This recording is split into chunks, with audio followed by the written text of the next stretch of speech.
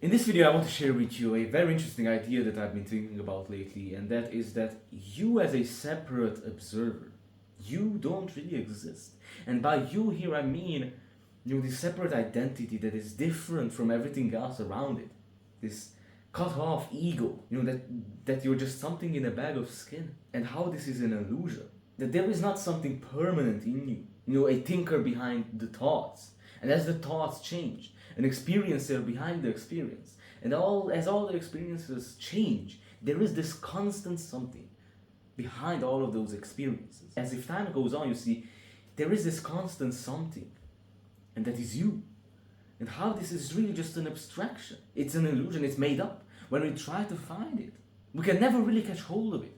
We can never really be aware of the someone who is aware. The thinker of the thoughts, the feeler of the feelings. It's like, trying to see your own eyes. You can't really do that. Because you see, well, where does this come from? Well, it mainly comes from our memory. We link the past with the present, and we think that there is this constant me, and from how fast we can think and the rapidity of thoughts. But let's first talk about this present moment. Because you see, it seems so simple, but yet at the same time, it can, just because of its simplicity, it can very easily go over our heads. Very simple fact that there is only now, and that you are always here in this moment, and that there is nothing except this moment. And you see, when we think about this from one point of view, this present moment, we kind of imagine it as on our watch. I don't have my watch here, but the very, the thin slice of little metal that is on our watch, that little hand that is ticking by every second. And we think of the present as the thinnest of those slices. The very limit of time. From one point of view, it's like that. The moment I say now, it's not even now, because when I say now, that sound, when even the moment as it travels from my mouth to the camera, as it vibrates the air, that time has already passed. It's another moment. So from one point of view, it's something that we can never catch hold of. It passes by just like that. But from another point of view, there is nothing other than now. Now is the only thing that there is. From another point of view, it's eternal. It's always here. From one point of view, we have the past and the future, and in the very middle of it, a very thin slice, there's the present. From another point of view, the past and the future just disappears, and there is only just this moment. So you see, at the same time, everything is dying. Everything is, becoming the past. But in the same time, everything is being reborn, so to say. Everything is coming into being, or new experiences come from this unknown future. You see, another important thing is that there is only this moment, and in this moment there is one experience that you are having. And in fact, there is no separation between you and the experience. You are the experience. There is no one experiencing the experience. You see, when you're happy, there is not, some kind of identity and the happiness, and this identity is feeling the happiness. You are that happiness. There is no separation between thought and thinker. You are watching this video right now, and you can kind of, think of yourself in third person as watching this video. But that is just another thought. You're never aware of, the thinker. The first thought is, you're watching this video, and the second thought is, seeing yourself from the outside as you watching this video. But that's just another thought. And they are just coming right after another.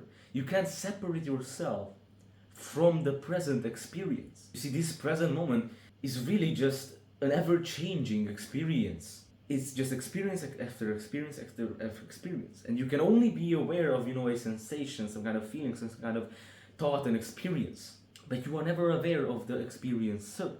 And so even if we look at science and biology, it confirms this fact, or neuroscience. They still haven't found, this bit that is, the me, the I center. And when we look at biology, you are not something separate, cut off from the rest of the world. You are completely intertwined with it. You don't exist without it. You don't exist without the air, the trees outside. Just in the same way you don't exist without your heart or without your legs. And in some way they are just as part of you as is your hand. Because they are just as vital to your existence. And you go with it. You don't exist without it. You see, it's like with bees and flowers. You don't have bees without flowers or flowers without bees. But although they look very different, they are the same organism. Because they just have to exist with one another. They arise mutually. They can't exist as something separate. So just in the same way, nothing in this universe exists as a something like a separate identity. We just chop it off for the very simple that it's convenient. Because you see, everything is a process. Everything is changing all the time. Nothing is constant. We name things. We start labeling things. Because it's so much easier. It's so much easier to say me than, point at myself. This happening, this process.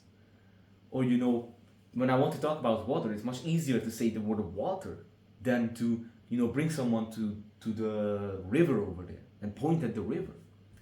But you see, the word water and river is not the same thing as the river itself. It's just like pointing to it. And the thing is that by defining things like this and labeling them, we have the ability to label ourselves and create this separate identity. That this is me and this is not me. And when we name something, this glass might change, but it's much more convenient to put a constant label on it, even though it's always changing. It's much more convenient to put a constant label on you, even though you are not the same as you were yesterday or 10 years ago. But it's just much more convenient. And you see, this is the problem, that we turn these processes into identities. When someone is running, we say, doing this basically. We say that he is a runner, but the runner doesn't really exist. Now, let me illustrate you by this. You see, what is it? This is a fist. What happened to the fist? Where did it go? Well, it didn't go anywhere really, because it never really existed. It only existed as an abstraction, as a thought. So just in the same way, it's only a convention, an abstraction, that we have separated ourselves from the rest of our environment. Even though we go together with our environment, we can't exist without our environment. So you see, when we think about that, it's just the same question as our fist. Where do you go? What happens when you die? Well, you see, from one point of view, you never die because you were never born. Because this separation of you and everything else is only a conception. You see, it's just like if you have a golden ring. And with that golden ring, you can melt it down and make a necklace with it. And when someone comes to you and asks you, okay, but where did the golden ring go? What happened to it? Did it die? Well, you see, the thing is that the golden ring, it was never really there in the first place. It was only just a convention. It was only just a sound. But it's changing, it's always changing. It was melted into a necklace. So yeah, this is very interesting. So you see, back to this present moment. There is only now. You see, the past, it's only happening in our thoughts. We only remember it. We don't have direct knowledge of the past. But the problem is, when we think that we have direct knowledge of the past, we have this idea that we can, compare the two. And to compare the two, you have to differentiate yourself from it. As if you were standing outside the past and the future and looking at it like this. But that's not the thing. Because we don't have direct knowledge of the past. See, we only have memories. And they don't even come close to actual direct knowledge of the past. And you see, when we think about the past, it's happening now. When you think about the past? Now. You can never think about it at any other moment, except now. And you see, the past is like, it's dead, really. But just think about any kind of memory you have, meeting with someone. You can't go up to that person and shake his hand and ask him a question about a question that you forgot to ask. You can't do that. It's very limited.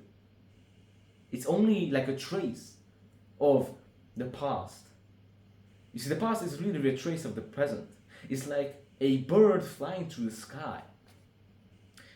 And we look at the past as the line, the trace of the bird as it's flying. Or as you look at my finger, you can kind of like imagine this trace, as it trails behind. But that trail is not there. There is only this finger. Just in the same way, if a bird that starts walking on sand, we can see the marks that it made in the sand, but we can't actually see the bird that was there an hour ago. But from those marks, we can predict that it was a bird. So it is very useful, the past, to predict the future. But it's not really there, it's just thoughts. There is only this present moment. And in this present moment, you can only be aware of a single experience. Whether it be, thinking about the past, or thinking about it now, watching me, talk about all this stuff.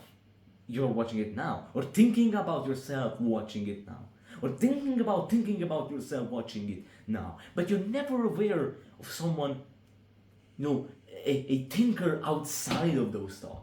You're only ever aware of an experience, of one thought. You're never aware of an experiencer outside of those experiences. So there is only this present moment. And in this, you see, when we say, and when I say that, you see, you can only have an experience now. It's just like saying that the experience is this present moment. You see, because it can only happen in this present moment. You can't have any other experience outside of this present moment. So you see, there is only now, and you're always here, and you're not separate from your experience. We can't really find someone permanent that is outside all these experiences. I don't know if you can understand it. I mean, if you have some kind of questions, you can leave it in the comments. I'm still trying to think what I want to say. Let me look at my notes. By the way, I read most of it from this book by Alan Watts. It's great. So yeah, that's really it. That this illusion of the ego comes from our memory, as we said, that we think we have a very direct knowledge of the past and we compare the two, when in reality we can't really compare the two, because both of them are really just experiences. And as we talked about, that the past is really just dead, is something that is not alive as this moment. And from the rapidity of our thoughts, it's like whirling a torch. When I'm whirling a torch, it makes the illusion of a circle, when in fact there is only one point of light. So you see, this is very interesting. There is this story, I think it's some kind of Zen story, I'm not sure, that some kind of student goes to a master and asks him, proposes to him this question, that my mind is troubled, I don't have peace of mind, and please help me purify my mind. And the master tells him, bring me your mind, and I purify it for you. I pacify it for you. And so the student goes out, searches for his mind, but to no success, and comes back to the master and tells him that, master, I have not I couldn't find my mind, or this separate something permanent in me. What now?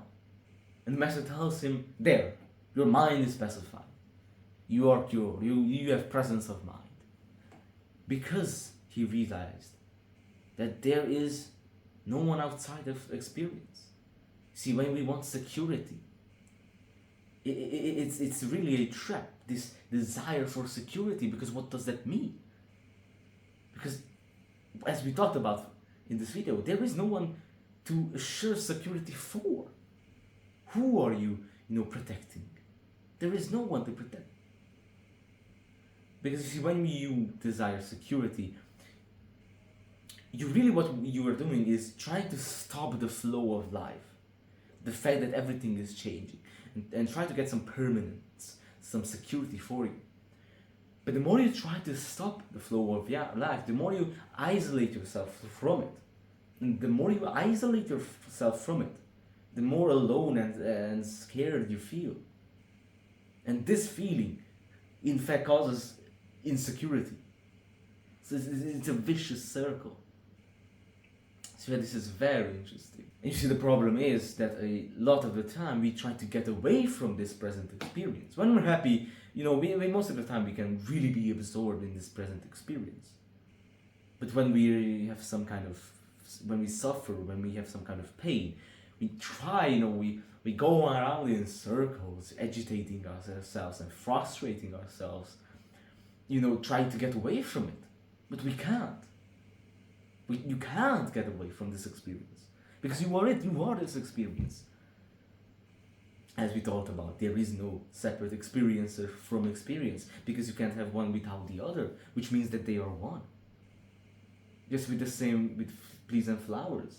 You can't have one without the other. They are one organism. There is no thought without thinker. So they are really the same thing. What do I want to say? Yeah, we try to detach ourselves from our experience and run away from it, get away from it. But we can't. And you see, the more we try to get away from it, the more we create this tension in ourselves, both psychologically and physically. But if we just let go and just accept it, that we can get away from our experience, maybe that will lead to a better outcome, because you see, there is this inverse law. You see, the more you try to chase happiness, the less happy actually you will be, because you are defining yourself as unhappy while you are chasing it. Or you see, it's like trying to, steal water with a flat iron. Or try to clean dirty water, that has like mud in it, by stirring it up and try to get it away. But if you just let it sit there, it goes down to the bottom. And isn't it interesting that in life, in a lot of areas of life, this kind of inverse law applies. That the more you try to do something, the more the opposite happens. And it's just the same thing. The more you try to get away from that pain, the more tension that you build up, and in that tension, the more that pain can flourish. It's very interesting. So yeah, that's about it for this video. I don't know what else could I say. I'm just trying to freshen up the things that I am reading about and thinking about now. But that's really about it. And as we talked about it, you see, also in biology, you are not something separate from the rest of the world. So yeah, that's about it. If you have any questions, thoughts, ideas, subscribe, whatever YouTubers say at the end of their videos. But really, you can leave a comment, because I'm a small channel. I really literally get a notification on my phone if you leave a comment. So if I said something stupid, please leave it in the comments. So yeah, thanks for watching. Goodbye.